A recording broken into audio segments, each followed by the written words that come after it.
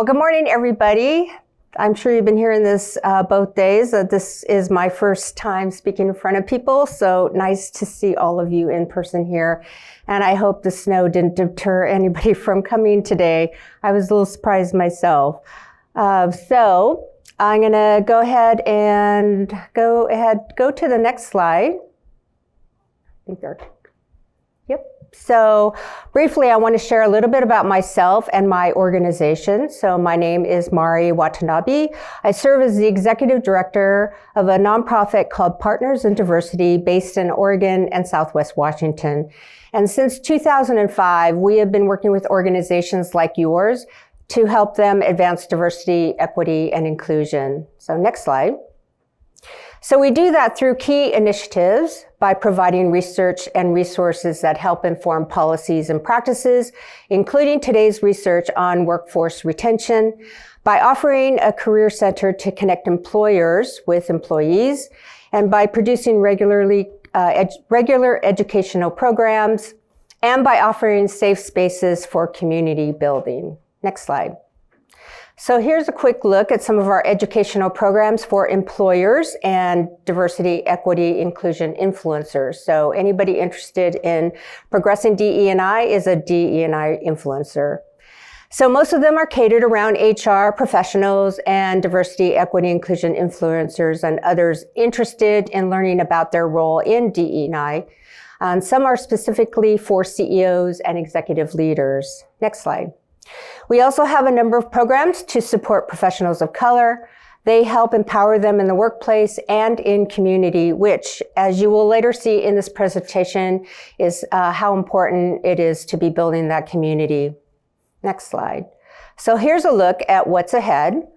In the time I have with you today, we will review our recent research on why professionals of color feel disenfranchised and ways you can be more of an inclusive employer in order to keep diverse talent. This will be an interactive session with a couple of polls and a breakout session. So let's start a poll. So all of you online and in the room, go to menti.com and enter the code 538-29199. And there are two questions, so we'll do one at a time. So the first question you'll see is, how would you describe your experience at work with diversity, equity, and inclusion? So do you feel you are a beginner? Do you have some knowledge and so are intermediate? Or have you been doing this for a while so would consider yourself more advanced? And it's totally up to you what you decide. It'll just be a great way to see who we have in the room. So do you want to switch to the mentee slide? Okay, so as you enter them, hopefully we'll see a little bars pop up. I will just tell you what the second question is, and you can be thinking in your mind. So one of the things that happened in 2020 was the murder of George Floyd, which actually transitioned the world into what it means from racial equity standpoint.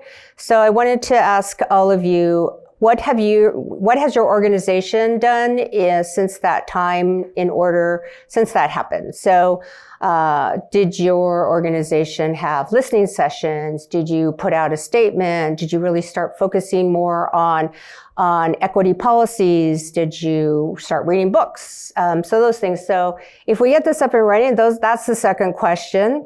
And it was a word cloud, so we could see kind of in the room and online, like what were some of the things that your organization have done in the last year and a half. So it's not working. So, okay, we're just going to move on. So why am I here today? Why don't you go back to the PowerPoint slide? And, yay. Oh, let's just see what it said. Intermediate. Oh, awesome. Great. And then let's just do the next slide. Just let the next question. You guys can just fill in some words. You can do, I left several spots, so you could put in more than one word, but it would be great to see what your organization has done since the murder of George Floyd.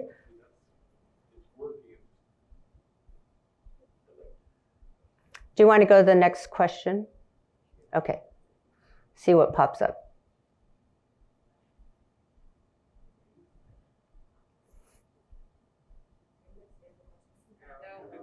Nope. Okay, well, think about those things that your organization has done, and then I want you to ask yourself, is this enough? And my hope is that you will get uncomfortable with the information that I'm going to present, and so uncomfortable that you will want to make more changes within your own organizations. So go back to this. Does it work? Oh, go back. It's okay. Let's move on. So why am I here today, and how did I get involved in diversity, equity, inclusion? So I'm a third-generation Japanese American from Seattle, whose grandparents, parents, aunts, and uncles were all incarcerated during World War II because they looked like the enemy, and also because of the economic gains the immigrant generation had gained. The U.S. was fighting Japan, and my family all looked like the enemy, and they were very successful farmers before the war. By putting them behind barbed wire in incarceration camps, they lost everything: farmland, houses, cars, and economic vitality. They were judged by the way they looked, the color of their skin. So I want you to think about, how many times have you been judged by the color of your skin, or friends or relatives who were judged by their race or ethnicity? So next slide.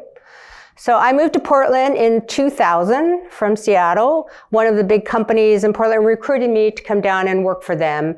But when I got there, it wasn't what I had expected. Portland had always been a pretty good reputation about being a friendly place. But after a few months, work was going well, but I was beginning to feel isolated because there weren't a lot of people who looked like me, even though I was in a very large company. So I tried to connect with other Asians by joining the company's Asian and Pacific Islander Employee Resource Group. And I also, after a year and a half of trying to find a community group, I finally found one and joined their board. It was a multicultural organization called Portland Taiko.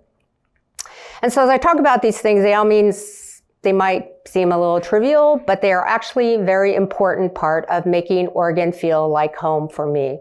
So imagine if you move to another region and you can't find the things you like or need, it wouldn't make you feel like you belonged. So I started to think that I was never going to be comfortable here in Portland and would likely move away in a couple of years. I actually gave myself 3 years, and now I've been there 20. So I have to tell you, when I started noticing all of this, I truly thought my story was original, that I was the only one having these challenges and issues. But I later learned that I was completely wrong about that. The fact is, my story is every person of color story who moved to Oregon from out of state. Liking our job is not enough to stay in a place where you don't feel comfortable and cannot find your community. So the Partners in Diversity Retention Project research has shown this to be the #1 reason why professionals of color move away from Oregon, is that they cannot find their community. So next slide. So the Workforce Diversity Retention Project's goal was to find out why professionals of color are leaving Oregon and Southwest Washington, improve local retention strategies, and create more equitable outcomes for employees of color, and to support a more diverse, connected, and inclusive community.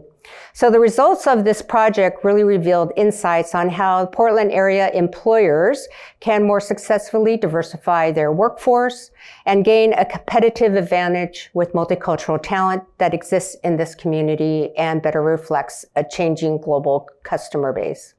We have heard for years that when an employer recruits a person of color from outside of the state, that they often leave after 1, 2, or 3 years. And so this research we did is Oregon-centric, but the reasons for leaving are the same across the U.S. I've been checking with other organizations across the U.S. about this one issue, and we find that our research results are similar to other major cities. So next slide. So you all know about the so-called Great Resignation. More than 19 million U.S. workers have quit their jobs since April 2021, disrupting businesses and supply chains everywhere, compromising growth and profit.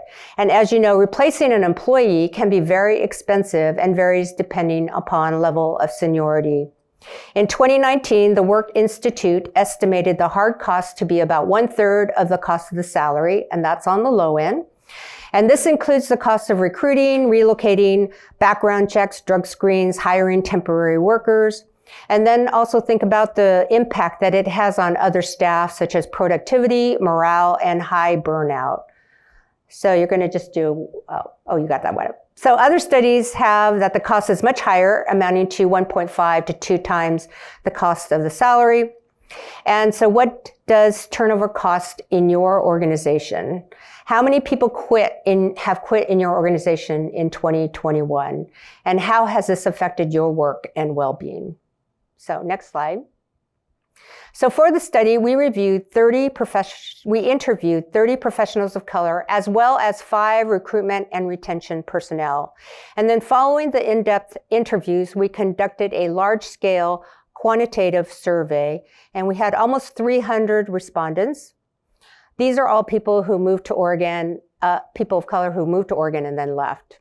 So as you can see by the demographic breakdown, it was pretty stratified in terms of race, mostly Black and African American, and it skewed more towards being more heavily responded by women, which is pretty common for a survey response like this. So next slide. So experiences at work. In the quantitative data, we asked about people's experiences at work and their experiences in the community.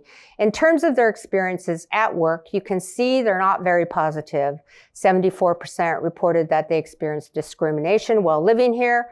70% experienced work-related strain, which is an indicator of stress. And only 17% agree that their organization was supportive of them and of diversity practices. 27% agree that they were satisfied with their jobs. The overall picture is fairly negative about the way that people experience their work lives. Data from the qualitative interviews supports these numbers, and what came out as primary concerns is a lack of diverse representation among the company's workforce. So high experience of tokenization and reported lack of accountability among organizational leaders, especially when diversity issues were raised, was high. People would bring forward issues and then not feel like those issues were being taken seriously and being actioned upon appropriately. They also reported that they felt like an outsider within their own organizations and that they often felt they had to work harder than their non-people of color counterparts to gain the same types of benefits. A separate study by McKinsey in September 2021 validates this. It showed that employees want pay, benefits, and perks. But more than that, they want to feel valued in their organizations and with managers. They want meaningful interactions, not just transactions. So here's a quote. Here are a few quotes, and one person said, "I had no idea I was killing my career by my choice of moving here," which means Portland. "Had I known, I may not have moved at all. It's not been a good choice for me." Next quote, "I experience racism and microaggressions on a near daily basis." So microaggressions are small types of instances, but they happen repeatedly over an extended period of time, causing stress and anxiety for the recipient. And what we know about stress is that chronic stress is much more damaging psychologically and physically than acute stress. So if you have something that happens to you like an earthquake or natural disaster, you can recover fairly quickly. But a chronic stressor like microaggressions is something that possibly could lead to heart disease, mental illness, or maybe even a stroke. So even though we call them microaggressions, their impact isn't micro at all. So to further that point, a recent poll by Future Forum found that only 3% of Black employees want to return to the office full-time, preferring to work remotely, citing microaggressions. Remote work has helped reduce incidents of discrimination and microaggressions because people aren't interacting with each other the same way. So, next slide, and the work environment, this quote, so the work environment acts as a filtering system for people of color, professionals of color. Even if we get the job, the environment is so uncomfortable that the culture itself acts like a filter. So I am going to next show you a video.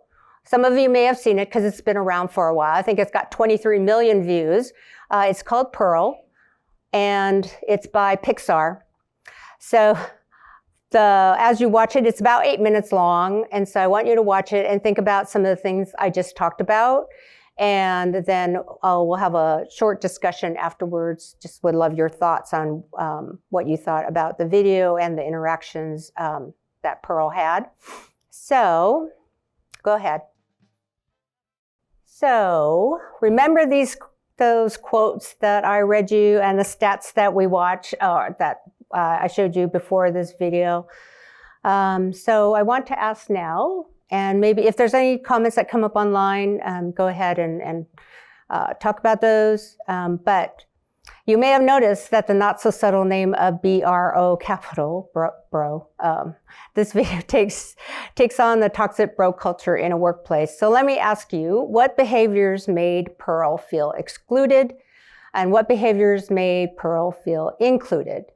So anybody in the room want to say anything? Yes. Actually, the video made Pearl conform, which is very toxic.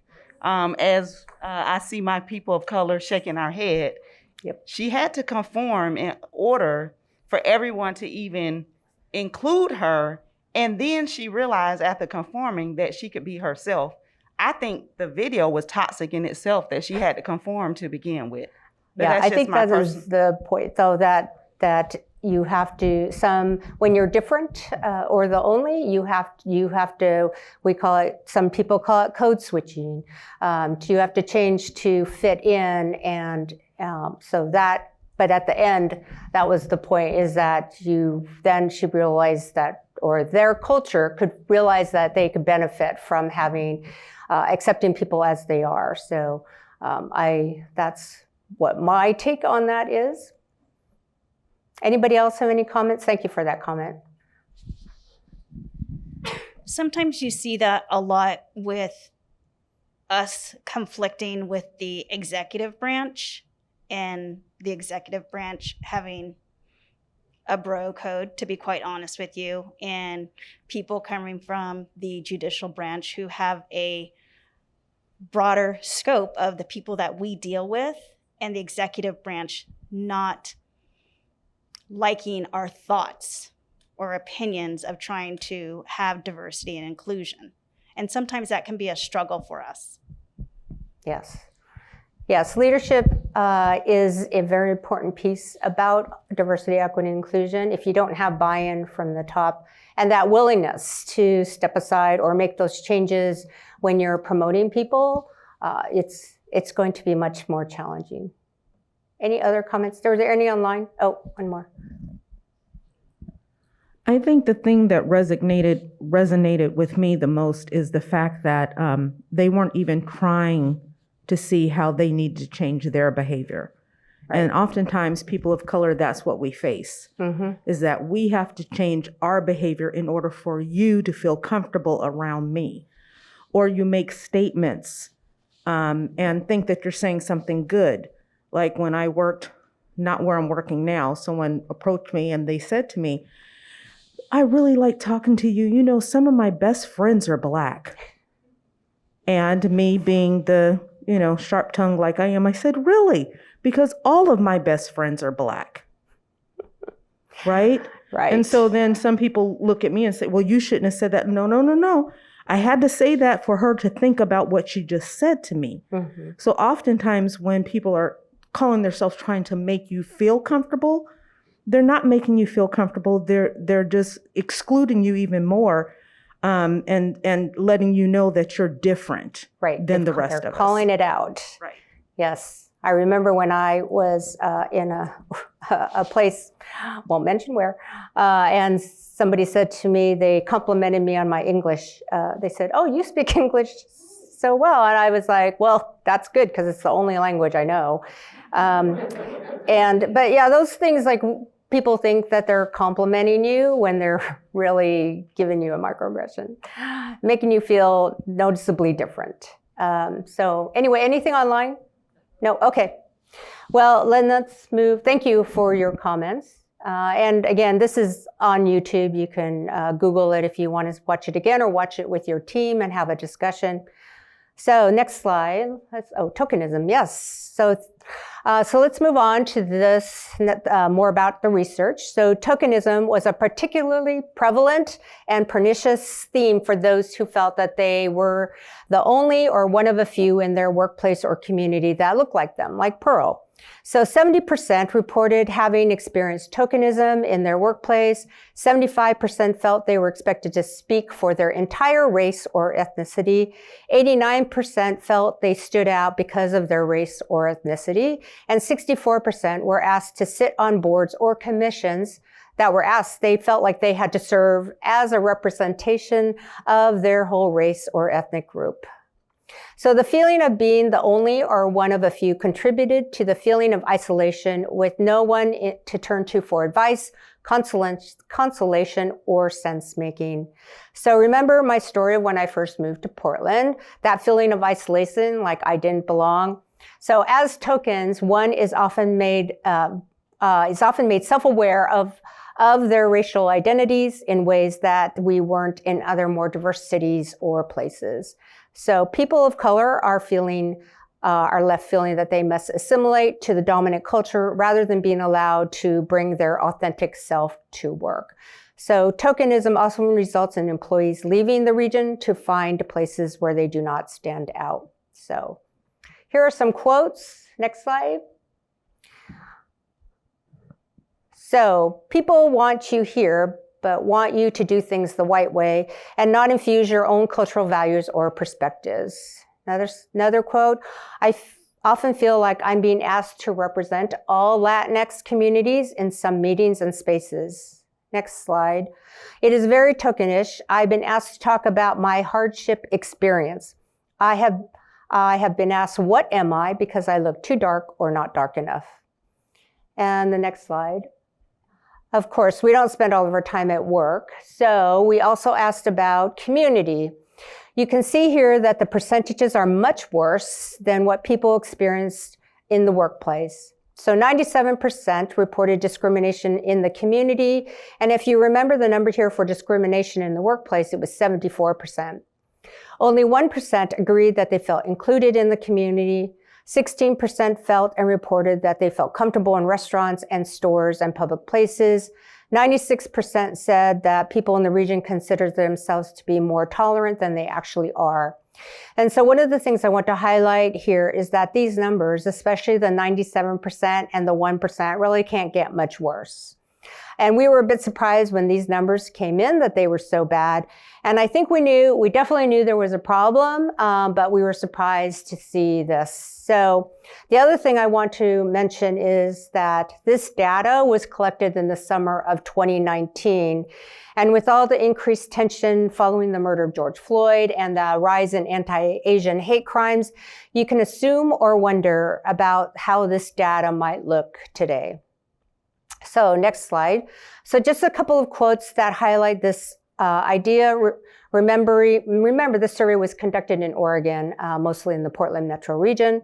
So one person said, coming from the South, my friends and family thought I was escaping much of the racism we experienced.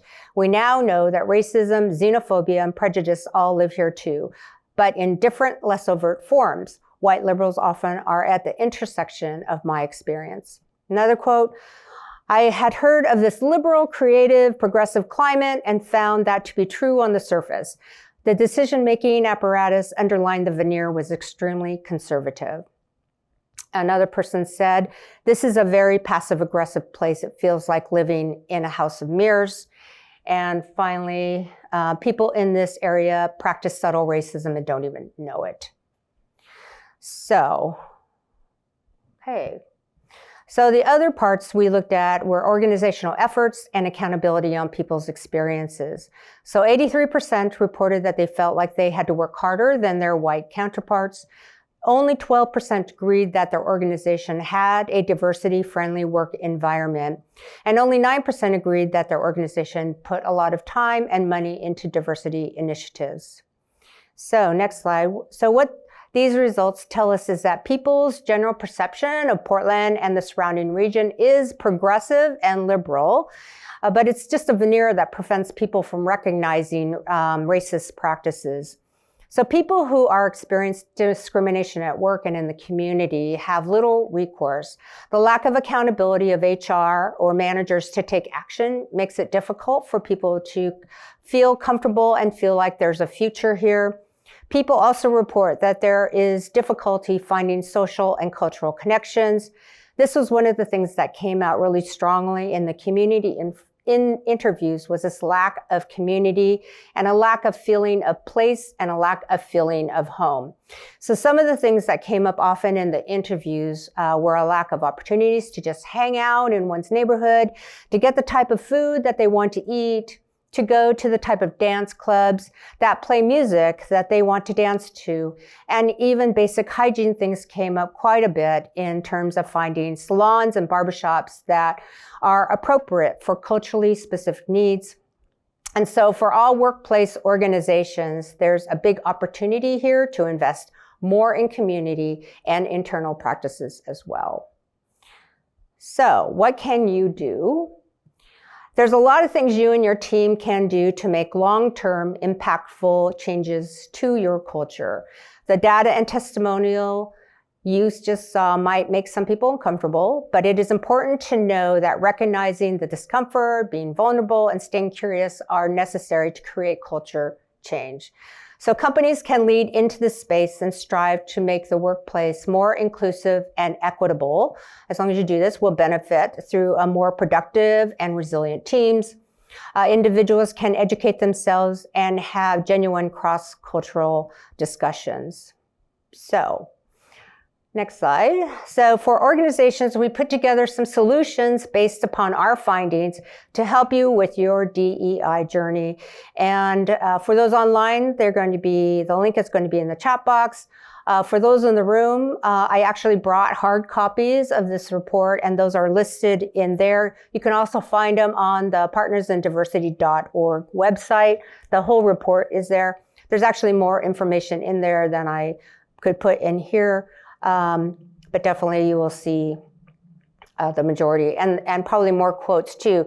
And I just want to mention when our researcher pulled this information together, I asked him about those quotes because I thought they were so disheartening and bad. And he said those were not the worst. I was like, oh my God, like how could it get worse? So he picked quotes that were in the middle, not the super bad and not the super good, just ones in the middle. So that gives you a little bit more information.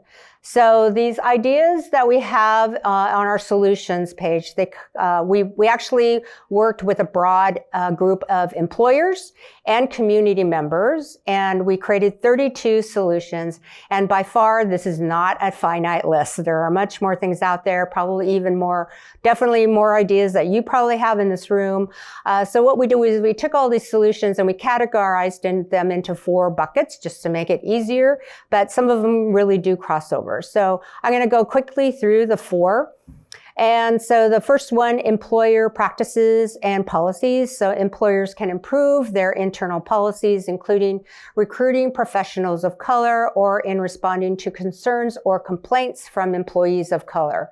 So one solution example would be developing an equity lens policy as a tool to review all other policies. This will ensure a fair and equitable workplace environment. And Multnomah County and the Port of Portland have these actually on their website.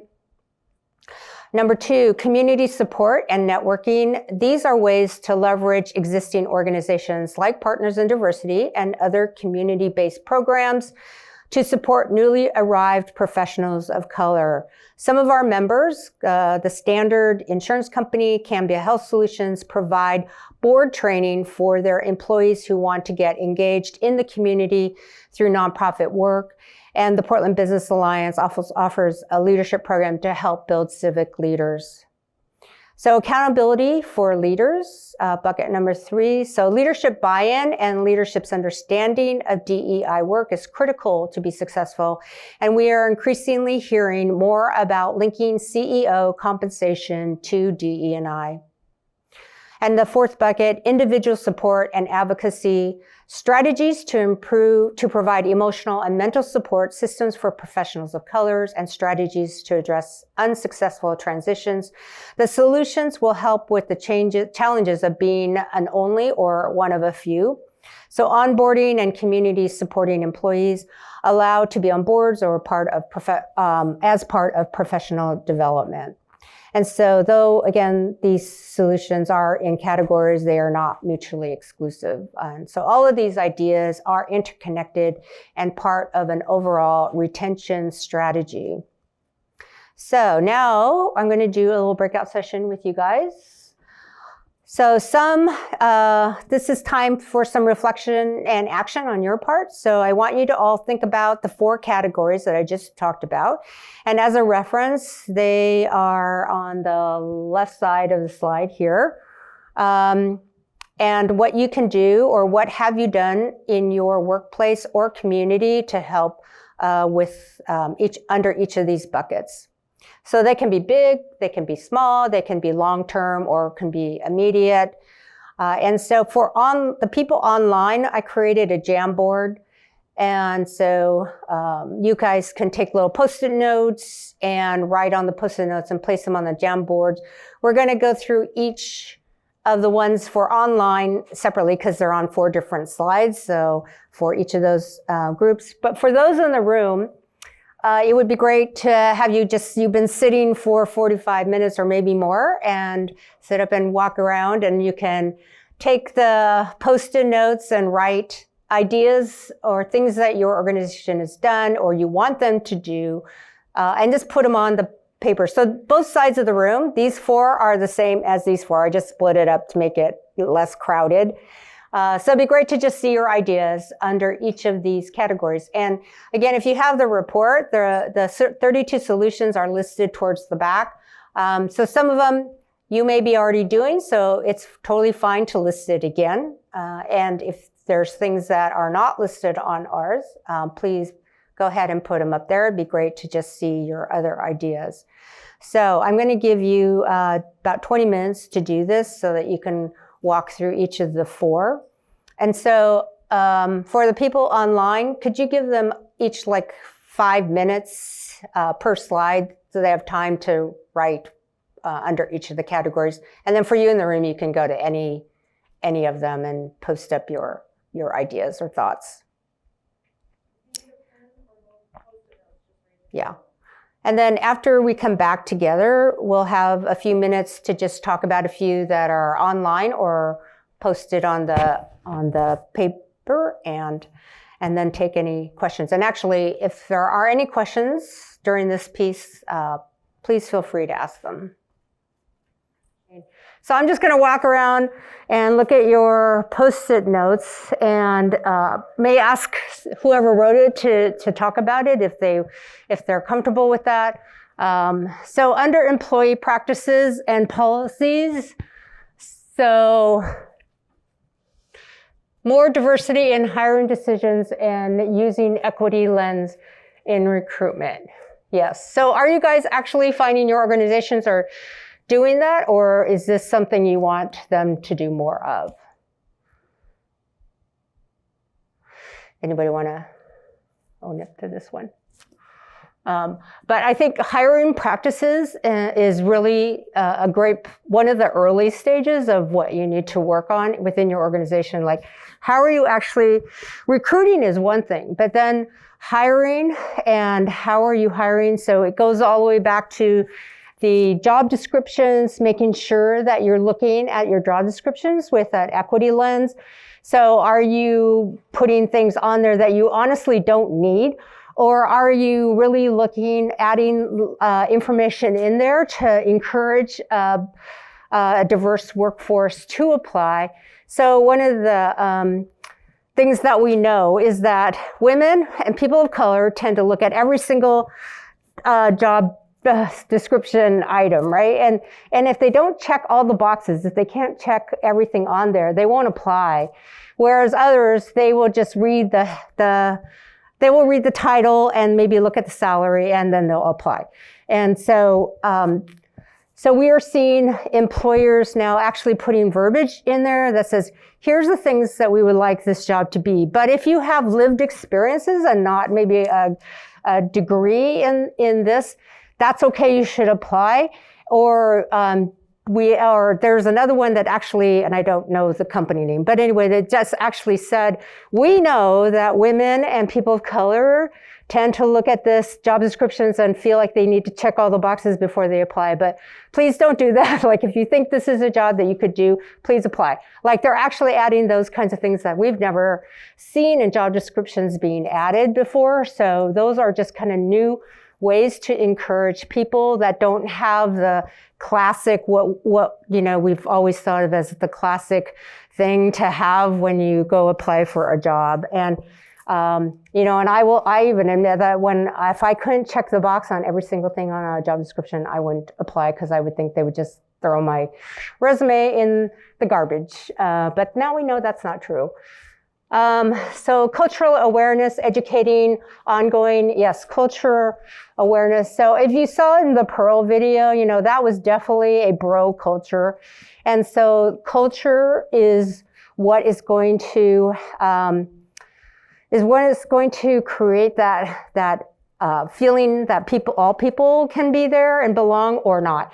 And so I've been asked the chicken or the egg, what comes first, right? Do we change our culture or do we have to get people of color in there, a diverse workforce to change the culture? It's like you need to work on it before. So work on the culture aspect. Hire a DE&I specialist to help. Yes, definitely. I encourage that. That's what there's a lot of trainers out there right now doing a lot of work in our communities and with employers on helping them. And a lot of them are specialized. So pick one that really has HR background. So created an equity and social justice committee within the court. That's great. A friend of mine who is the first Asian woman to become a judge. She was talking about all of the things on that. When she was a lawyer, she saw a lot of things, and then now she's a judge. She sees a lot of other things that, from an equity standpoint, can be improved upon. So, and she joined their diversity group. So, okay, so I'm going to keep going here. Accountability for leaders. Required DEI training program for leaders. Yes, so Partners in Diversity, we started a CEO cohort group because it was actually the request of the CEOs. They wanted not just a once a year thing that they came to. They really wanted to be able to dive deeper, but they were, vulnerability and safe space. They wanted to just be around other CEOs. And so we created this leadership cohort. And so something like that could be done within your organizations as well, as all the leaders can come together, hire a diversity trainer, and yes, Roger. I just want to clarify for the court world that's CEOs and trial court administrators and the leadership group where they wanted to be by themselves, that included our trial court administrators, state court administrators, those types of people were also in that group, but not the managers. So that particular thing, so in the court world, that would be TCA, SCA, AOC people. Oh, thanks, Roger. Yeah, I'm glad he's here to translate because I don't really understand the court system that well. So, but definitely, so we've been doing the CEO leadership cohorts for 2 years. And it's really amazing that how they are trying, I've never seen that before. It's really trying to step up and learn, but they do want that safe space. One more. Yes. I have a comment for the leaders part. For at least I know for me at the municipal court level, that I feel when we're talking about organizations, we're talking about the city leaders, the city manager, or the court leaders. But for me, that needs to be included, who I feel sometimes they don't see themselves as that level, or council members needing to be, because they make a lot of legislative decisions, policy decisions, whether or not positions get added, the need, and I feel like there's a lot of training around DEI that includes that level of leadership. Yes. leadership is, DE&I work really starts at the top. We have seen over and over again where the HR, DE&I person internally tries to do the work, but if leadership isn't bought in, then everyone knows that. Everyone knows when the leader is really truly on board or not. And then that affects how the rest of the employees feel about it. It's like, well, if he's not really in it, so I don't need to really show up or really buy into this, even though. So for DEI HR professionals or whoever's doing the work internally, it's like banging your head against the wall. It just won't be successful. So getting that leadership buy-in is super important. Support salary, to support a proper salary study.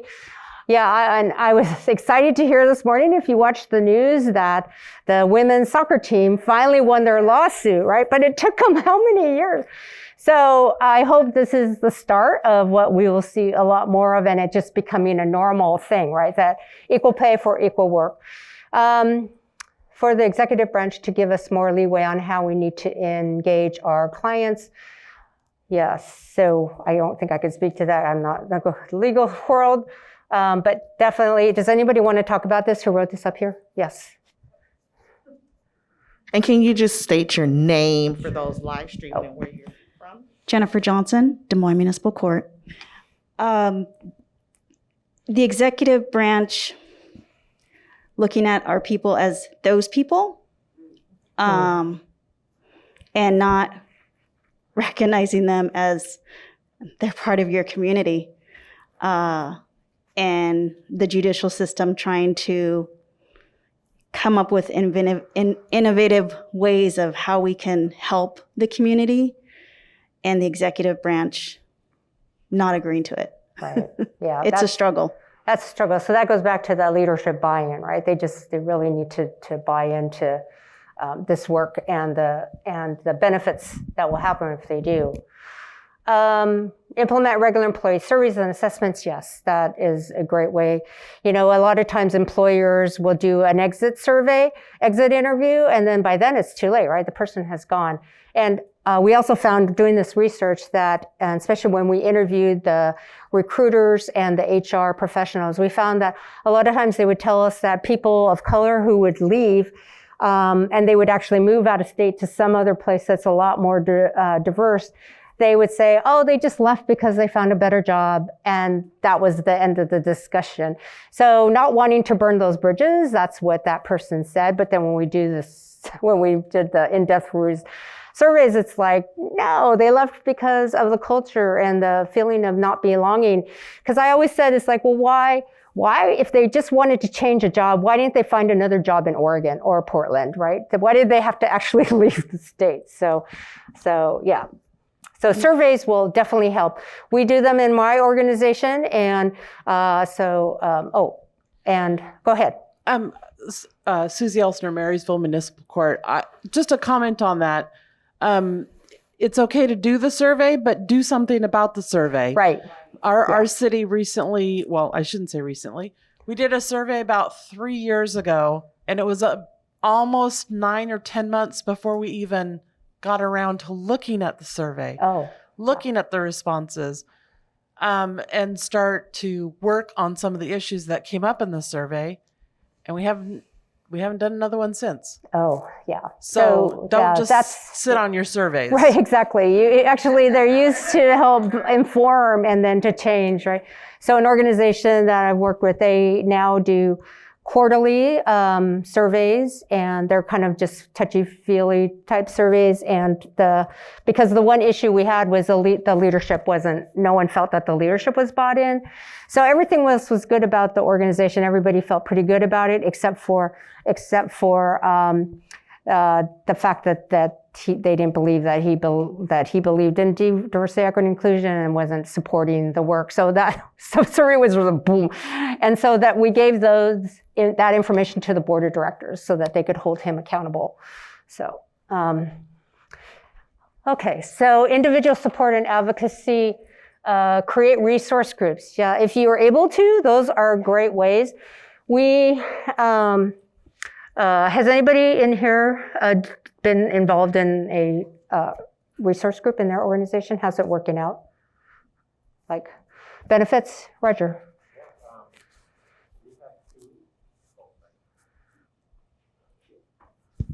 Roger from Multnomah Circuit Court in Portland, Oregon. We have 2 employee resource groups. One is Presence of Color, and one is the Q team, which is LGBTQIA in employees. And it's going very well. We had, but there took a lot of groundwork. We created a personnel rule in the development of those, and then we set up a template so that it's easier for these employee-run organizations to get started. So it's easier for them to, apply to become a group. And then we set goals where they get to meet with the chairs get to meet with the trial court administrator once a year to talk about what they did last year and what they're going to do the following year.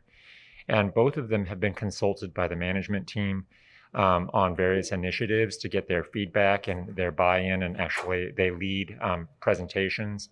So it's gone very well. So I like it. It's it's still a work in progress. We've been doing them for about 2 years now, but and then the pandemic hit, so it slowed down a bit.